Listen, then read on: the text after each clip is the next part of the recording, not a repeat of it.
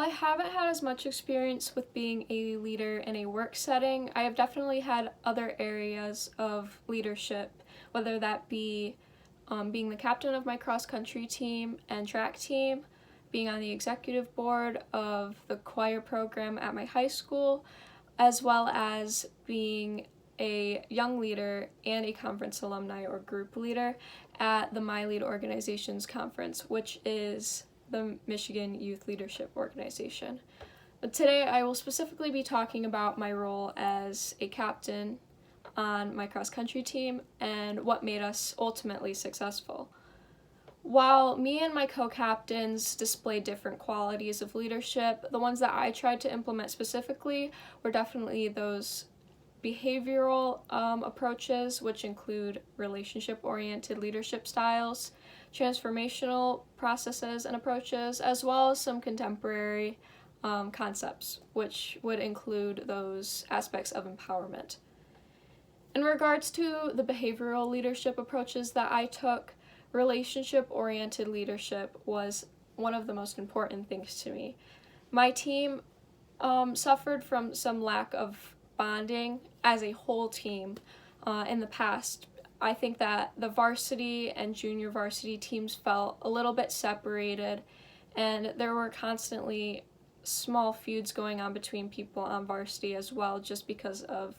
position, speed, all of those things.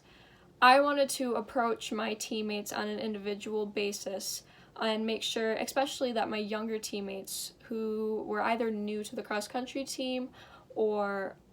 people who were freshmen who were coming up from the middle school, really felt like they were being welcomed into the space that we had created and were a part of. Especially since some of my older teammates or people who are my peers in the same grade as me definitely are very knowledgeable of what the specific processes are on the cross-country team and have really already bonded so much with each other that sometimes they, or we all, can fail to connect on an individual basis with some of those younger individuals, which can make the team feel a little bit split off. It was very important for me to talk to those people about how they could be connected with the team, especially as a senior, so that they could really see that there could be interactions between the older and younger people on the team. Especially since some of those younger individuals are going to be the next captains, next most valuable players on the team, things like that. So being welcomed into the space was very important. In terms of being a transformational leader, I would say the inspirational motivation aspect of that was probably the most important part for me.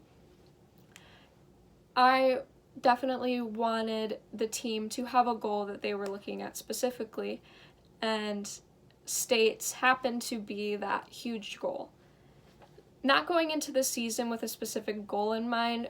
sometimes tampered with the outcomes of our seasons, because we would go into meets not with a clear goal in mind and sometimes not perform as well, because we would go into meets not expecting greatness, not expecting success, and that was a very pessimistic attitude to have as a team. And so there was no way that we were going to make it to those greater goals by having a pessimistic attitude and not really living up to our full potential as runners. So setting that huge goal, even though it may have seemed impossible or hard to reach at the beginning of the season, not only made my teammates ready for the challenges that were going to come ahead of them in order to reach that huge goal, but made us feel more connected because we were all united under reaching a certain goal. I also would include some aspects of empowerment that I used in my leadership style to make us successful, because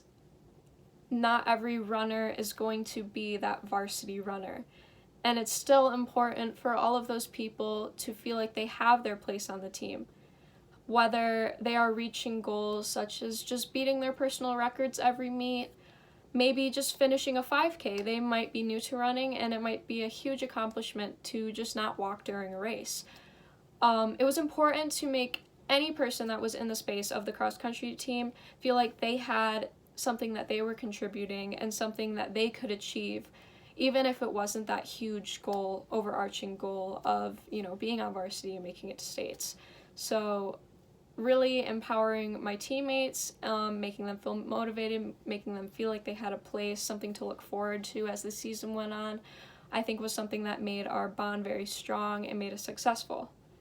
In terms of the outcome, while we did make it to states as a team, which is a huge accomplishment, I would say that the greatest